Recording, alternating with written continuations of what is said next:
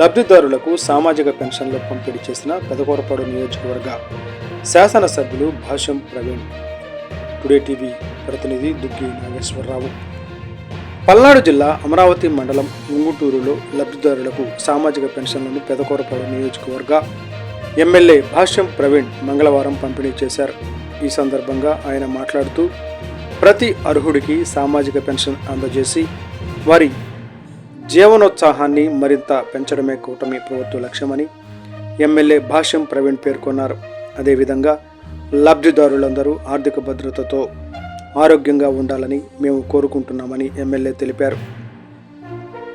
సామాజిక పెన్షన్ల పంపిణీ ద్వారా పేదరికాన్ని తగ్గించి వృద్ధులు, వికలాంగులు, వితంతువులు, ఇతర అర్హులు జీవితాల్లో మార్పు తెచ్చేలా కృషి చేస్తామన్నారు.